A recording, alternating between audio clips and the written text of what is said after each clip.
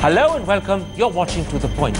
Is Ajit Singh justified in demanding that the 12 Tughlaq Road residence where he lived as a minister and MP should be converted into a memorial for his father, former Prime Minister Charan Singh?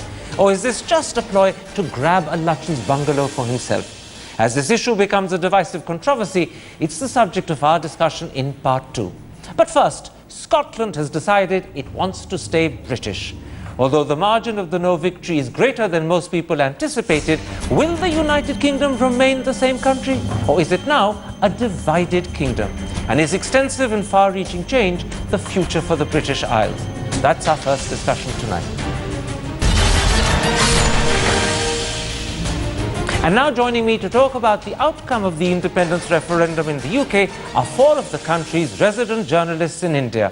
They are Dean Nelson of The Telegraph, Andrew North of the BBC, Victor Mallet of the Financial Times, and Andrew Buncombe of the Independent. Dean Nelson, as someone whose family is Scottish, are you disappointed by the outcome of the referendum? There is a sense of disappointment in that there was a world of possibility that went with the with the campaign. There's always excitement, the prospect of a new country being created. At the same time, there was a lot of fear that that change would be expensive, it would be disruptive, that it might be some time before the rewards were ever felt, the benefits felt. But nevertheless, there's a lot of disappointment throughout Scotland. You've had 1.6 million people vote to be in a different country, and that process has been, an energising one. A lot of people have been politicised who weren't particularly political before. And now that energy at the moment has got nowhere to go. So, families have been divided, friendships have been ruptured over it. There's a lot of bitterness, there's a lot of healing to be done. It's had a profound effect, for sure. I know your family in Scotland voted yes, because you told me that just before we went on air. But if you'd been in Scotland, bearing in mind that, in fact, you are originally English, not Scottish, would you have voted yes, or would you have sort of thought twice? I would certainly have thought twice. I was very tempted to vote. I was very much on the fence. To have self-government and complete tools of state for a population of 5 million, the possibilities of that are tremendously exciting. But the downsides in the short term are also very worrying. If you've got a mortgage, if you've got a pension, there are downsides to it too. So, there are a lot of people, I think, that didn't make their decision until it came to putting their mark on the paper. And I think that's the mark of how close the thing really was. Victor Mallet, eventually when they did make their decision, the Scots voted 55 to 45 to stay in the United Kingdom. That's a far bigger margin than the knife edge that everyone had anticipated and predicted. Are you surprised by the margin? Well, not really, because remember that many months back there was a much bigger margin in favour of no, in favour of keeping the United Kingdom and Scotland not becoming independent. And it's only really in the last few months and weeks that we've had this, apparently very close vote coming up. So I don't think people were that surprised. And there was a feeling that a lot of no voters, closet no voters, if you like, were scared to speak out because there was a sort of a mood of euphoria in the yes camp, which sometimes bordered on the slightly unpleasant. So a lot of no voters, from what we hear of reporters on the ground, were not that keen to come out and put stickers on their windows. So I think the margin was a fairly hefty one compared to what we've seen in the polls in recent days, but not that big when you consider that a few years back this was considered a very remote possibility that Scotland will become independent. Now, Andrew Buncombe, clearly the kingdom remains united, but at the same time, 1.6 million people voted for independence. So would you accept that though united, it's also more divided than ever before? Or do you believe that these fissures will now be healed with the vote?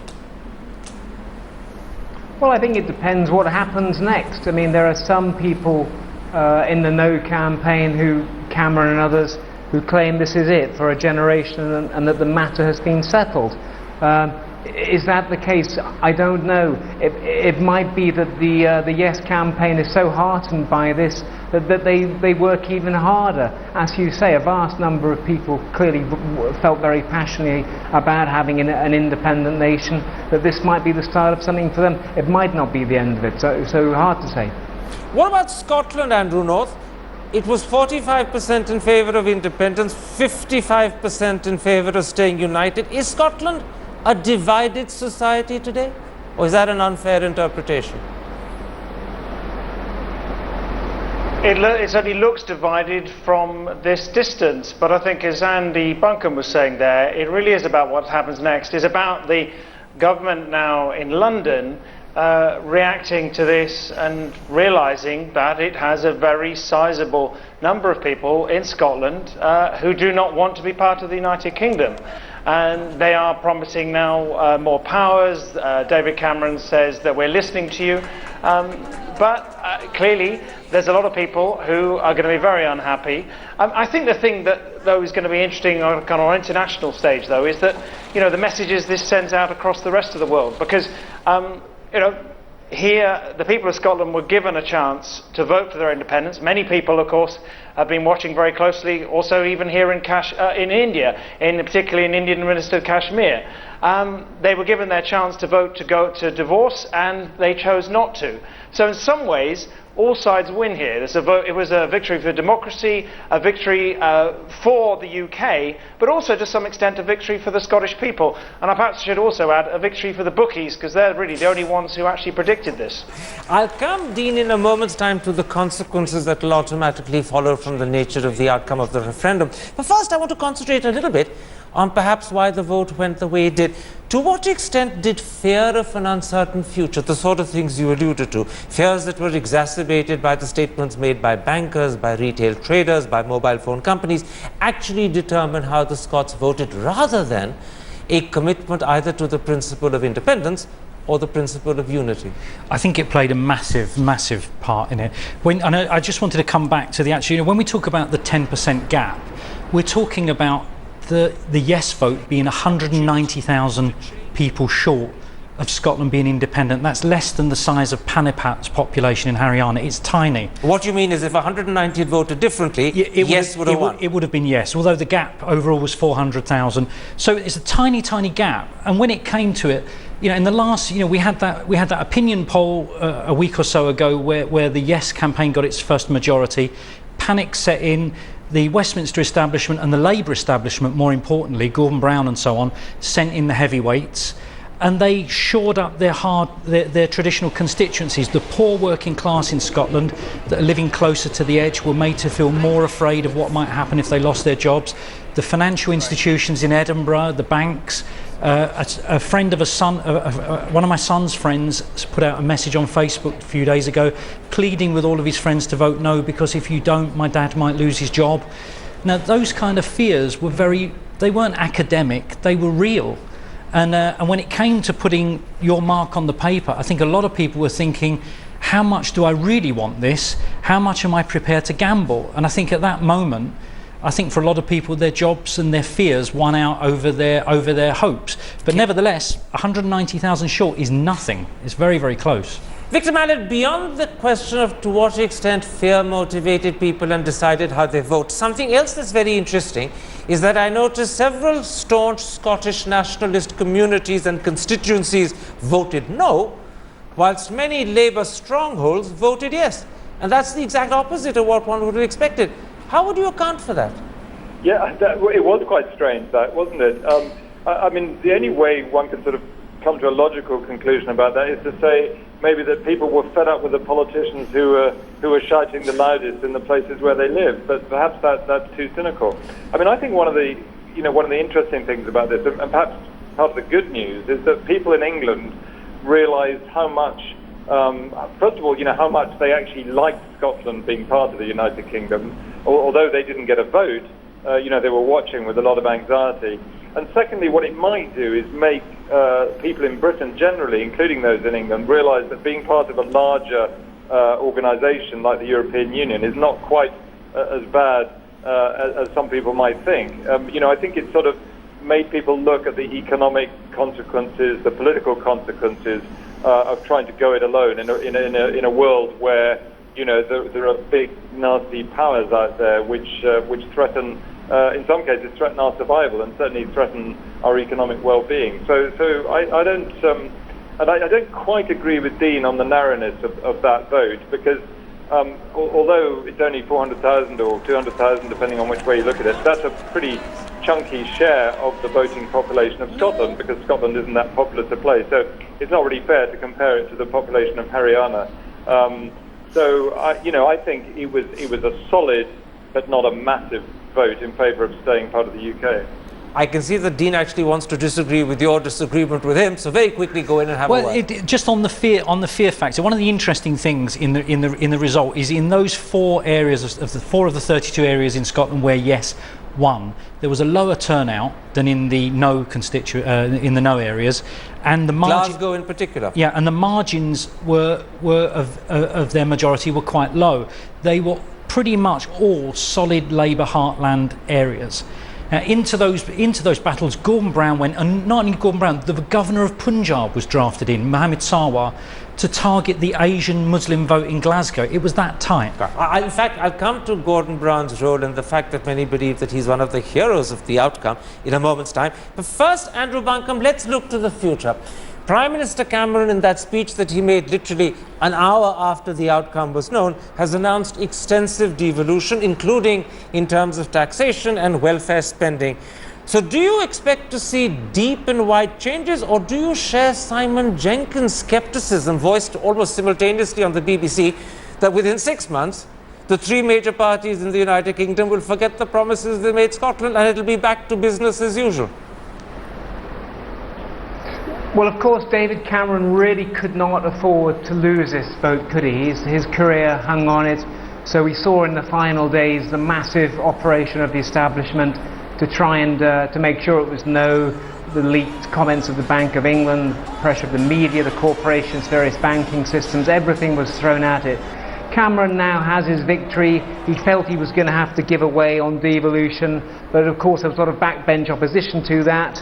Is he now going to need to see that through? Perhaps not. He's already stepping back this morning. In the very first speech that he gave this morning, he's stepping back from what he previously said. So let's see this space. I think it would be very foolish if he ignored the sentiment of people that has been expressed today. But it wouldn't be the first time that a politician's backtracked on something they promised. Andrew North, when Andrew Buncombe talks about Prime Minister Cameron stepping back, I suspect that what he's referring to is the so-called condition the Prime Minister laid down, that the devolution that happens in Scotland will happen in tandem, and therefore whatever Scotland gets will also be granted to England, Wales and Northern Ireland. Now, if he does do all of that, and I accept that there is an if, but if he does do all of that, will the UK be moving towards some sort of federalism? Well, that's certainly the direction that it's going in, and in a way this has been happening for quite some time, and this is how the referendum happened in the first place. Because of course what they were thinking when Cameron agreed to the referendum was that let's make it a straight yes or no, assuming that it would definitely be a strong no vote, and that would then close things down altogether. So clearly the instinct of the English, and particularly the Tory party, is to try to do everything they can to stop this. But at the same time, he's got to respond to this, because now that 1.6 million who voted for independence, they've got a real voice there, and so I think he's going to have to be very careful. And obviously, many others are watching this very closely. Dean Nelson, we in India tend to look upon Westminster as the mother of all parliaments, and something that people in India were surprised by, but it was revealed by both sides of the campaign, is the enormous disenchantment with Westminster, not just in Scotland, but equally so south of the border. Now, if devolution happens to England, Scotland, Wales and Northern Ireland, won't the powers of the Westminster Parliament be substantially reduced? It will become, in some senses, a shell of what it is today. It will certainly be affected, and the impact of that will be most keenly felt by the Labour Party, because Labour has traditionally relied on working class heartlands in the central belt of Scotland, South Wales, coal and steel areas. So it's going to make it very much harder for Labour to win an outright Westminster majority. But on the other hand, the overwhelming majority of MPs from the UK are in England. And in that sense, we certainly have had Labour governments in recent times that would have won even without Scotland and Wales. Can I interrupt and say this to you? It's not how easy it will be for Labour or the Tories to come to power. What I'm really talking about is if power has been devolved southwards from Westminster, then the remaining powers with the Parliament will actually be simply reduced to things like foreign affairs, defence, communication, and just a few other things. Everything else will have been devolved downwards. Yeah, but I don't see that as a weakness. I think that's a strengthening of democracy. Not a weakness, but a great change in the nature and character. It's certainly a change, but I think when India looks to Westminster as the mother of all parliaments, it's looking for some kind of strength that actually in reality isn't a strength, it's a weakness. I think, the idea of Britain depends on some kind of federal arrangement for survival. And so we may learn how to appreciate a parliament even when its powers have been devolved, and appreciate that devolution is a devolution of strength, not a weakness. Absolutely. Victor Mallet, one of the likely changes is that Scottish MPs will have a very limited, if any say at all, in matters to do with England, Wales and Northern Ireland hereafter. Now, this won't really affect the Tories because they hardly have any MPs in Scotland, but it will surely hugely affect the Labour Party. Victor? No, we seem to have lost Victor. Andrew Buncombe, can I put that question to you? We'll go back to Victor with something else. Victor's gone to his estate in the Highlands to go shooting. He's retreated to his Scottish lair. But will you answer that question for me, that with the reduction in the powers of Scottish... You're talking about the West... Yes, let me repeat the question. I'm saying that... Question. What I'm saying is that one of the likely dates changes... back to 1979, Tam Dael raising this issue that why, if there is a Scottish devolved parliament, why should Scottish MPs vote on English matters? That voice is going to be increasing now. There's going to be people saying, listen, you guys are having more devolution, you shouldn't be voting on issues that relate to England, and if Welsh MPs have their own parliament, they shouldn't be voting on that. So, I mean, that's going to be a huge change. There's going to be more votes, English votes for English issues by English MPs, if we're to believe Mr. Cameron this morning. Okay, we have Victor Mallet back. Victor, do you accept the argument that Labour may come to power with its Scottish MPs, but because those Scottish MPs can't vote hereafter on issues to do with England, Wales and Northern Ireland, Labour's policies, particularly for these parts of the country, will have to shift substantially to the right if Labour is to secure a parliamentary majority? Yes, I think we don't really know yet how it's going to pan out. I think one thing that the Tories may look back on the concessions they made in the final days of the campaign and wonder if they hadn't made a terrible mistake, because it's not clear that those concessions shifted the vote in any way. But I think it's going to be quite a few months before we work out exactly how these new structures are going to work. That's very interesting, but are you therefore rejecting or simply questioning the interpretation that Labour will be the party rather than the Tories that will face awkward problems hereafter? No, I mean, I think, because the Tories, I think currently they only have one MP in Scotland. They're obviously much less exposed than Labour to this. There's also a question, I think, about the SNP and what happens there. But that's, I guess, more of a specifically Scottish question than one about the future of the UK. Oh, it's an interesting question for us, because Alex Salmond has become a person and a personality that we've all got to know and many people have got to admire. But before I come to Alex Salmond, Andrew North, what about Ed Miliband, the Labour leader? How do you think he's emerged from all of this? Do you think he looks more prime ministerial, or has he been overshadowed by the critical role played by Gordon Brown, the last Labour Prime Minister? And many believe that, in fact, Gordon Brown stepping in at the last moment may have saved the referendum for the United Kingdom.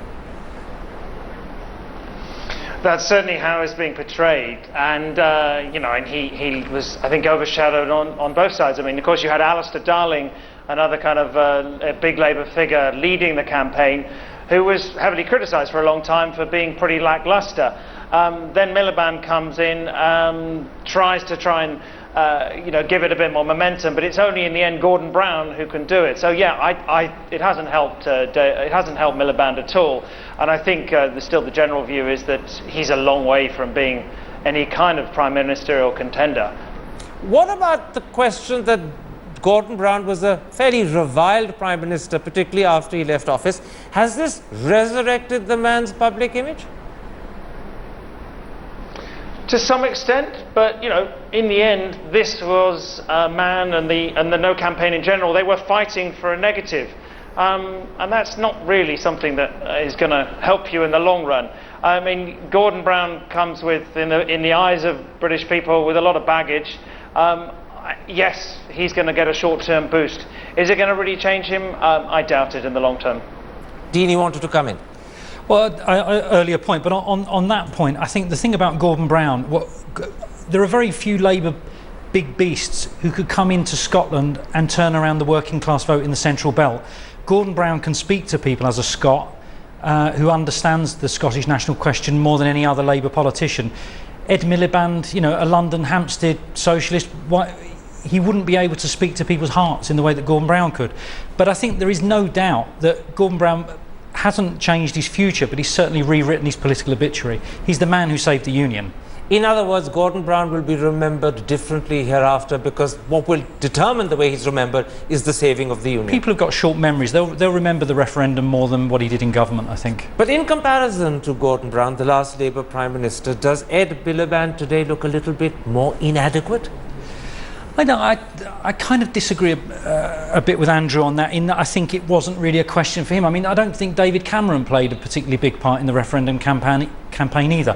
It wasn't a referendum in England or London, it was in Scotland. And so for that reason, it had to be Gordon Brown and not Ed Miliband, and David Cameron's own role was severely kind of restricted. Although Cameron is clearly a Scottish name and he could have used it to his benefit if he wanted to, but chose not to. He's an old Etonian toff, he would never have gotten away with it. What about Cameron Victor Mallet? His popularity in England is exceptionally low. Disenchantment with his government is particularly high. But after surviving the referendum, is he stronger, or would you dispute that? Well, he's saved his bacon, or rather the result of the referendum has saved his bacon. I agree with Dean that he obviously came across as a sort of posh London bloke, and therefore, the less he intervened, the better for the No campaign. And I think the same applied to some extent to Ed Miliband. But Cameron's future now, I mean, this is behind him, so he's sort of saved from this particular disaster. But there are potential disasters looming, and I come back to the question of Europe again, where he's sort of confronted by a party and indeed a nation that is turning to the right on the issue of Europe and turning against Europe, and he is trying to match that rather than championing European values as perhaps a lot of us think he should do. So he's simply overcome this challenge and now has to face the next. All right, as you put it, he saved his bacon on this occasion, but he's still sizzling in the frying pan. Andrew Buncombe, what about Alex Salmond? He may have failed to win independence for Scotland, but the enormous devolution that's anticipated, and even if half of it is delivered, would clearly leave a strong imprint on Scotland. So can you say that even if he lost the referendum, he's still a winner in a very real, credible sense? Well, as he said this morning in the early hours, let's not focus on the gap that we fell short by, but by the distance we've come. Just a few years ago, no one would have thought we'd be sitting here discussing this and talking about there being a referendum in Scotland, and yet it's happened, and that's very largely due to him. And they came within a pretty decent whack of turning it into a victory. I mean, he's going to have to take a decision on his future, but I don't think that there's any doubt that the SNP is going to remain a strong force in Scotland, and Nicola Sturgeon's ready to take up the position. Very quickly, because when you say he has to take a decision about his future, do you anticipate that he might in fact choose to step aside and resign as First Minister? Well, it's literally hours since this decision's come out, so I mean, I'm not going to guess that. He'll make whatever decision he wants. Maybe he thinks he's got a future in him as the leader of a Devo Max Scotland. Maybe he thinks it's time to hand the reins over to somebody else. But I think he comes out. I have to assume he comes out of this well. He's done. He's led a positive campaign. He's led a campaign that appealed to hope and aspiration. I think people will think he did well. Andrew North, in his speech today, Prime Minister Cameron said that the issue had been settled for a generation, and then he added, perhaps a lifetime. But given that it's periodically cropped up every 20 years or so since the 1970s, do you fear independence for Scotland could raise its head again? Well, that's certainly what the Tories and all those in the No campaign are worrying about, that they're going to get a Quebec-type situation where, you know, every 10, 15 years or so, the Quebecois, they come back and again demand independence. And you can tell from his reaction, he was very relieved, and of course, he was very relieved the vote had gone his way, and he is trying to close things down. But as everyone has been saying, that big vote, it may have been decisive, but it was still close. And so the pressure's on. But the pressure, of course, is on the SNP and the whole independence movement also to make use of that vote. So, you know, let's wait and see over the coming months whether they're going to turn this into a kind of a long-term movement. Dean Nelson, I want to come to an issue that I suppose in a way matters to the rest of the world more than perhaps it does to Britain. Even though this was for many people in Britain a nerve-wracking experience, is it not also a triumph for British democracy and British values? And there I'm using the word British deliberately rather than England and Scotland. Because after all, the UK is perhaps the only country that's handled something as tricky and awkward as separation with a democratic vote and probably no violence at all. This clearly couldn't have happened in Spain with regard to Catalonia. It would have been impossible in China with regard to Tibet, impossible in India with regard to Kashmir. But it's happened very successfully, very peacefully, and it seems very amicably in England. Well, I mean, I consider myself British. I'm born in London, and my home and family are in Scotland.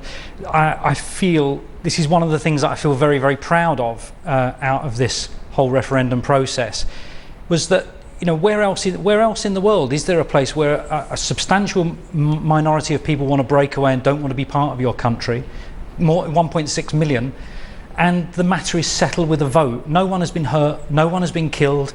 There are been some tense words and arguments in families, but it will work itself out.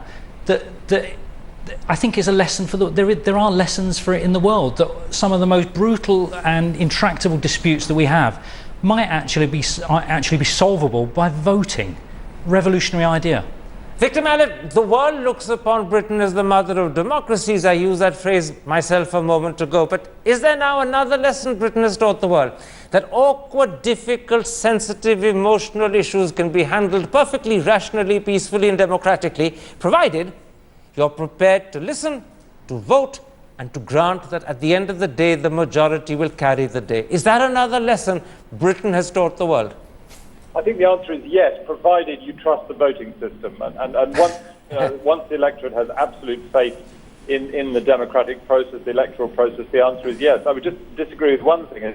While, like Dean, I'm very proud of the way things turned out, peacefully and democratically in Britain, in Scotland, I don't think that's impossible in other places. I mean, I think it is possible in Catalonia.